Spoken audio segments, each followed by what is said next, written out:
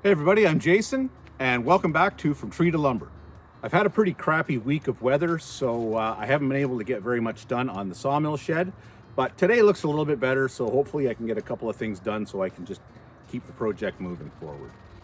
I've got a couple of white oak logs that I'd like to cut down to 4x6 beams. If all goes well, then I should have a little bit of wood left that I can cut some wood for the bracing. And then hopefully I can maybe just get a little bit of cleaning up around the old log yard here because it's starting to get kind of messy. I think that's an ambitious day planned out. So let's just get to it and see how we do. So this tree was standing dead and I just took it out of the bush yesterday. It's reasonably straight, got a little bit of a hook to it, but I think it'll be okay. I'd like to get a 4x6 out of it, but if worst comes to worst, a 3x6 would actually work just fine as well. This is just a cross brace from front to back, so it doesn't bear any weight. So I think we'll be okay.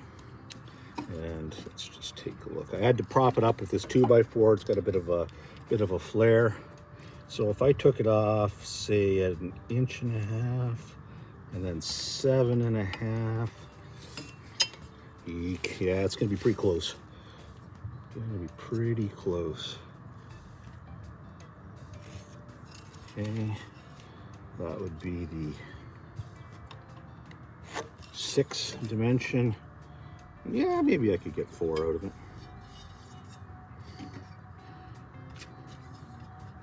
And if I go from there to there, then I'll get 4.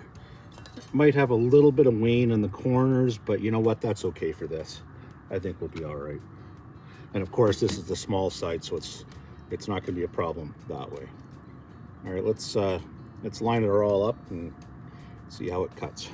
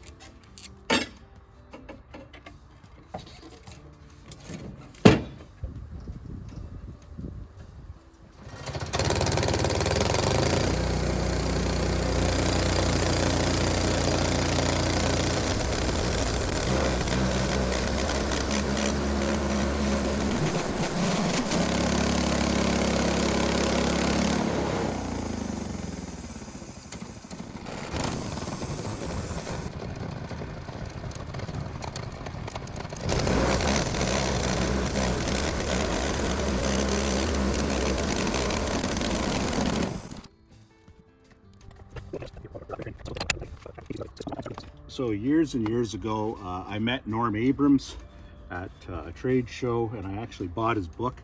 It was titled Measure Twice, Cut Once, and really, it's better if you don't have to measure at all.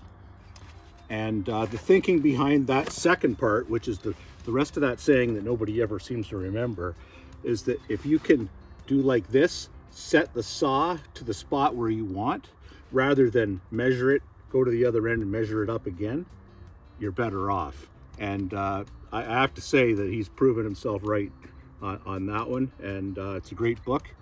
And well, he's a great guy, he knows a lot. So that's what I'm gonna do. I'm gonna set it right there. I know the height. Take it to the other end and cut it.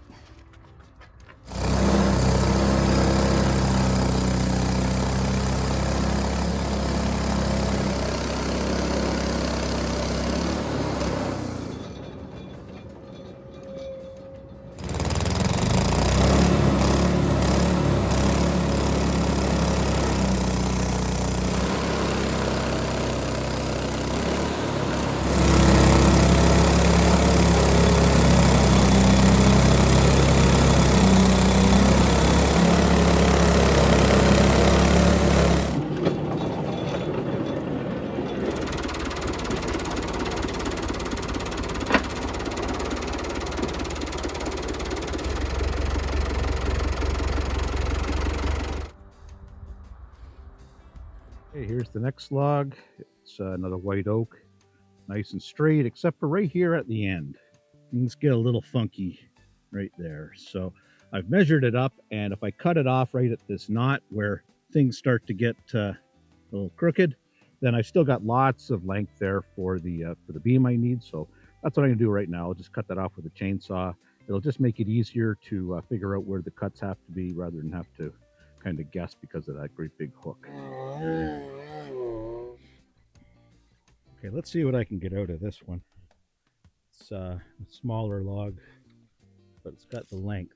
So the absolute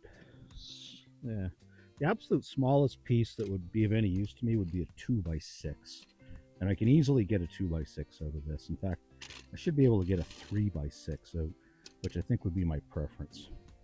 So that's what I'm going to try to do, is get a 3x6. Just spin this just a little bit that way, and I've got a little bit extra length on this too, so I should be okay. 3x6 is the goal, and I might even be able to get a couple of like 1x4s or something out of the side. I need a lot of little stuff. I want to build benches and things in here. Plus, I have to strap the roof and everything, so I can use as much as I can get, right?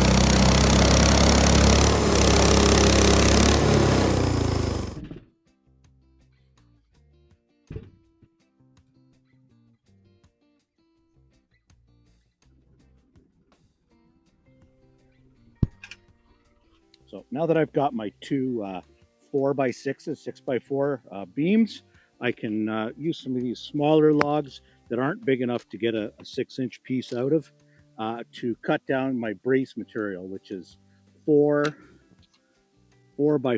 and 5/8. So when it's on a 45-degree angle, it fits into the 6-inch mortise perfectly. So that's what I'm going to cut this down to, 4x4 and 5/8.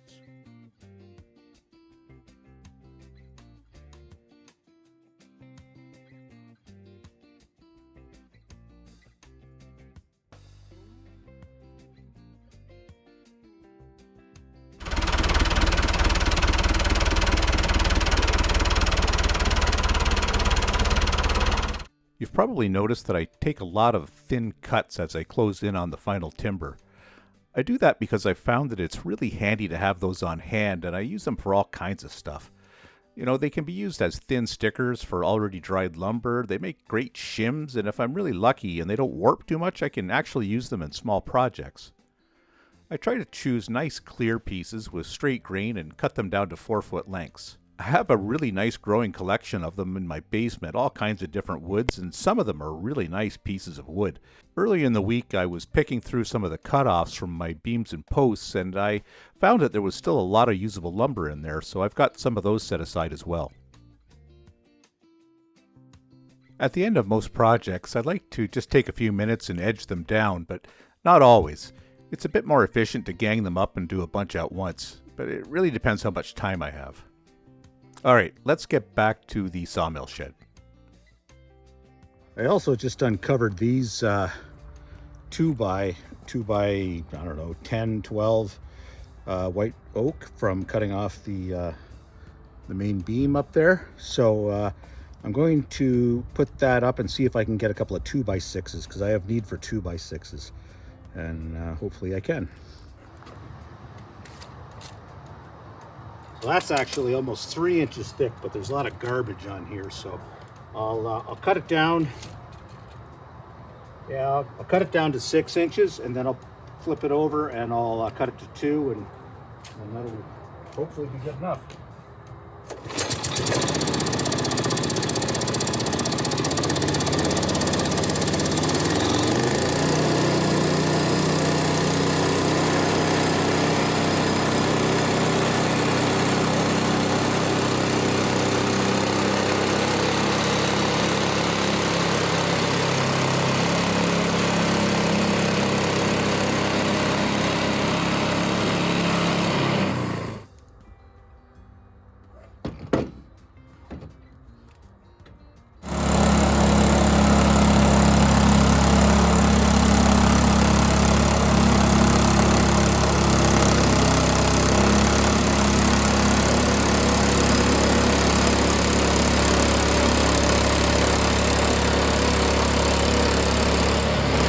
This piece has got a bit of a hook to it, so I don't know that it's going to be much good for what I want.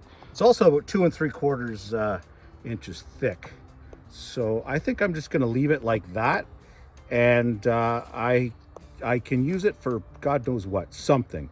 You know, if nothing else, I could use it on some scaffolding, right, or something. I'm going to leave it that thick because it gives me more options for later. You know, maybe I'll use it for legs for a workbench, because Lord knows I'm going to need some workbenches out here, and it would be fine for that, you know, cut into shorter pieces. So yeah, let's just leave it, and I'll move on to this next piece.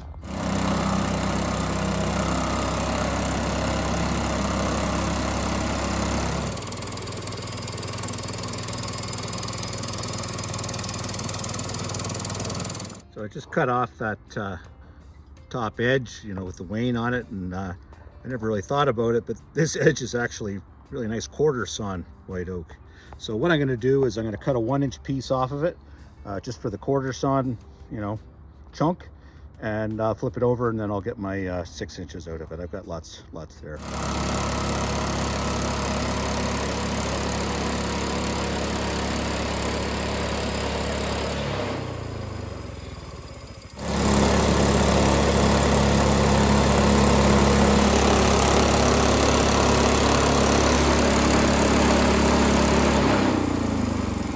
So there's what I got today.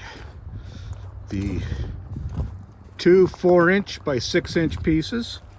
They will be, one will go horizontally across there. One will go horizontally, maybe on a bit of an angle up here. And then that 4 5/8 will be used for the 2 knee braces there. And depending on what I do, there'll be at least 1 brace here. Not sure about over there yet, but we'll get there. We'll get there. Well, that's all I've got for you this week. Let's hope the weather cooperates and I get a better couple days to get some stuff done. Thanks very much for watching, and I'll hopefully catch you next week.